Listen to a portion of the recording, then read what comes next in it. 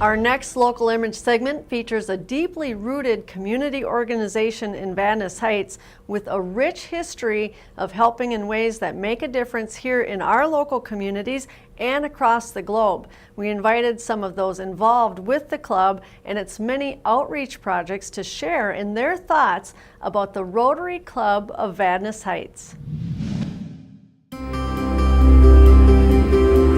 Rotary is the world's largest civic organization, over 30,000 clubs and over 1.3 million members worldwide. It actually began in Chicago.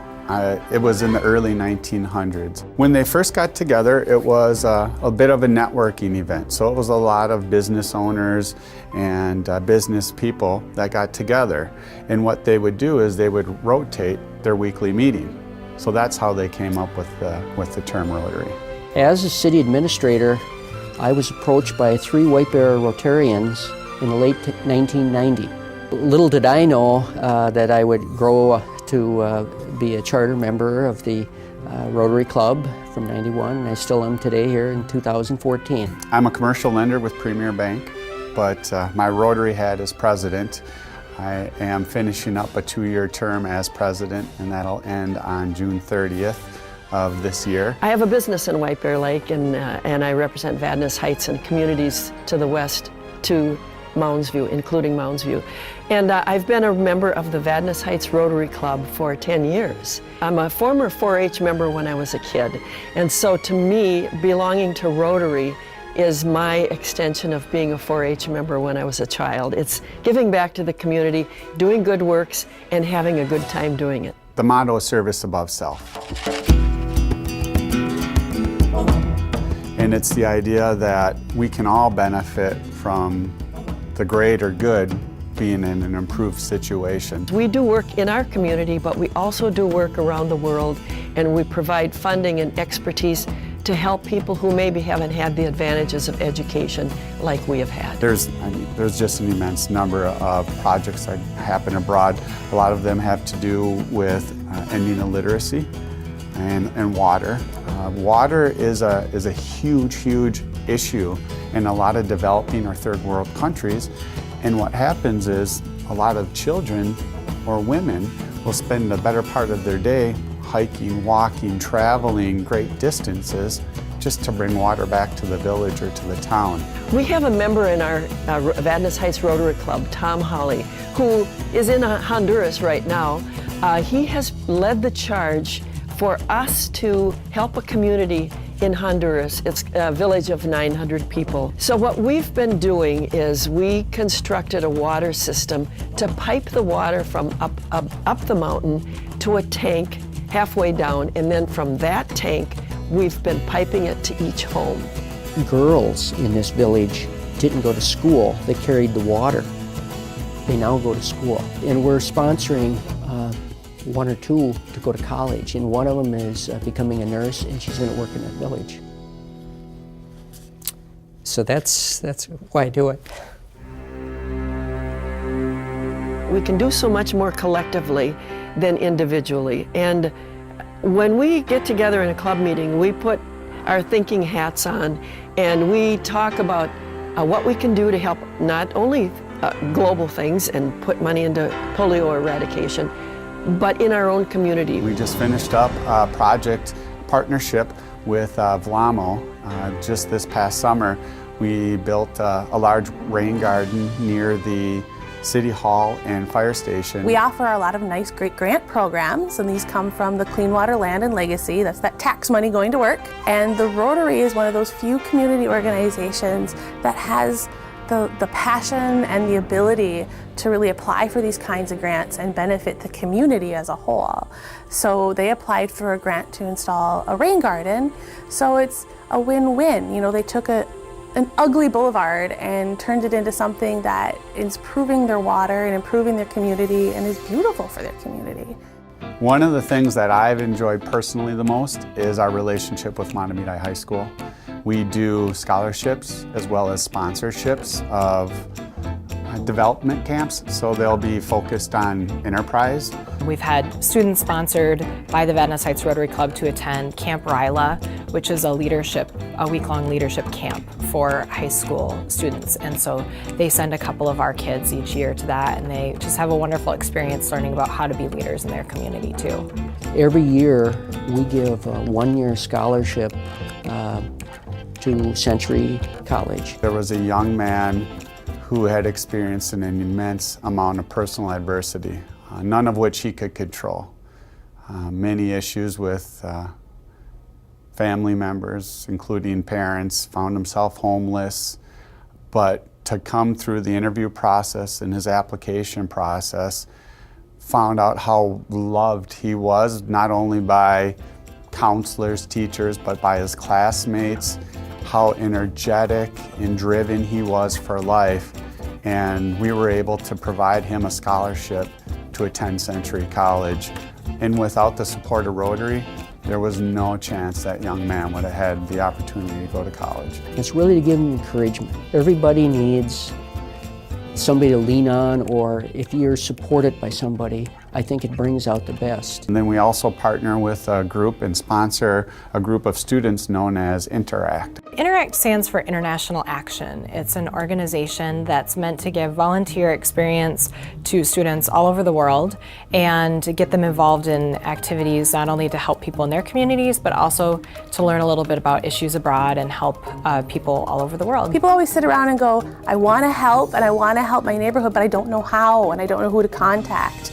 And the Rotary is always kind of on top of what seems to be going on in the community and what's important to the community. They're not just local leaders, but they're you, that these are the people you can connect with. If you want to have some fun, come and join us and do good works in the process. It doesn't get much better than that.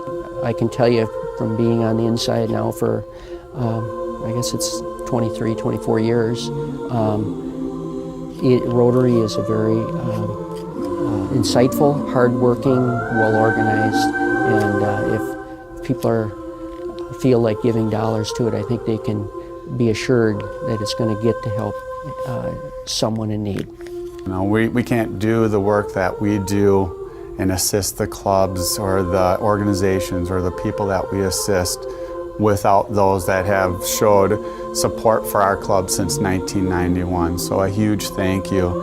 And as I said, there are opportunities, there's ways to be involved. You could become a member. If Rotary weren't here, we would probably feel the impact greatly. And I think that sometimes they don't go around trumpeting, their success and everything that they do. And so, just pay attention to what Rotary's up to, and then you'll see what an amazing impact they have.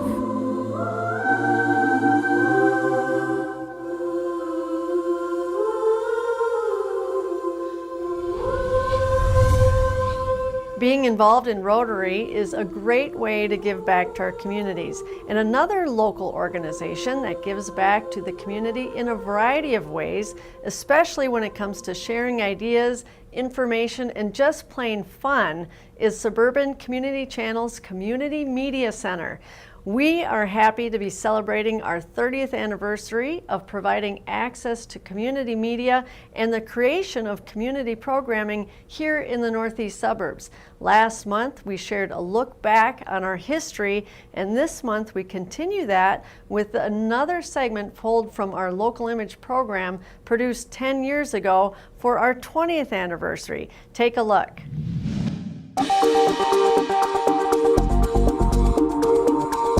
Around 83 or so, 82, I remember the salesman came, to our house. They went door to door. They weren't doing phone calls at that time. And he was explaining all the packages and everything you can get, and my mother was interested in getting cable. And as an off-the-cuff remark, he mentioned this thing they also have where you can go and make your own TV shows. And I asked him a little more about it, and he said, well, here's a number you can call and, find out about it. And that's how I started. I think it was 91 or 90. Somebody came round to the AARP meeting, said they're looking for volunteers. The studio, they needed a crew for come to coffee. And 6 of us volunteered. We all came down here. None of us knew anything about it. I'd worked a cine camera, but I never used a camcorder. And Greg was here. He had us all working in about 15 minutes. My first encounter with public access was with Everyone's Television Channel 33 in Fridley, which was the first access organization in the Twin Cities, and I believe in the state of Minnesota. And I had started working at Anoka County Library, and I worked for Mark Newman Scott. And at that point, I was working for the Anoka County Library. Part of Access, as you well know, is doing classes, and they asked if I could come down and teach one of the classes. A number of the people in the class liked it. After the class was over, they asked if I could help organize a group so they could continue, and out of that came what was later known as the workshop. The first time I ever came here, I was invited here by Steve and Brian Jentz.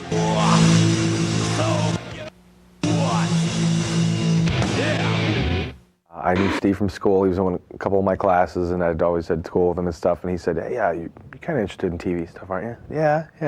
It's like, "Well, my brother and some of our friends, we're starting a show. We've taken some classes. You should come help out." I'll tell you this much right now. It's not that easy, especially when you look like me. Yeah, I already took the basic class and then the camcorder class. Well, then you just try to get a time slot, man, and come down and just put everything you got into it. A woman by the name of Caroline Colby. She invited me to MC a production that she was going to have, and get this, it was going to be live. 4 hours live of music. And when I think back now, oh, the things that we did. But she called and asked, and that's when the bug bit, you might say.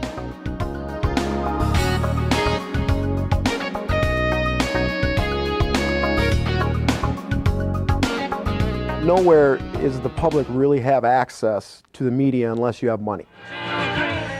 Access is the only place that you can do that, where all voices are welcome, all people are welcome, and it's the most unique thing that we have in the media, to me. You can't get any more pure than the people talking and their points of view and their ideas. And I think that's why Access is so special. We're not so much in the TV game, we're really in the empowerment game. We're empowering the community with the tools, knowledge, and access to media.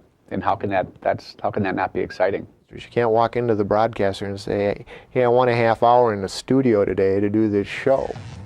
But it's just part of what cable is now.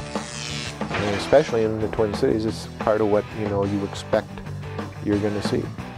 Like the old village green, where people go down in the evening and could chit-chat about things.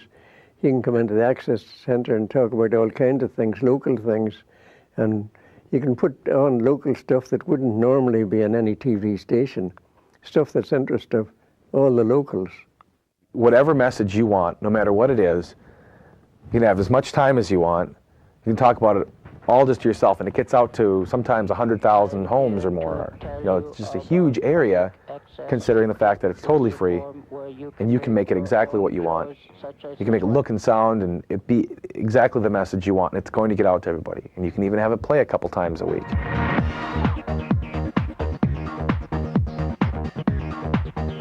Each circus had its own set of cars. We are so syndicated, we are so national in scope and international that through Access we're keeping the high neighbor mentality. Now you know a little more about the who, hows, whats, and whys of community media. We'll share more of our history in next month's show. Meanwhile, you can check out our website for the latest info and offerings here at your Community Media Center. We welcome you here, and I welcome you to join me again next month for more great local stories. And as always, I do thank you for watching Local Image.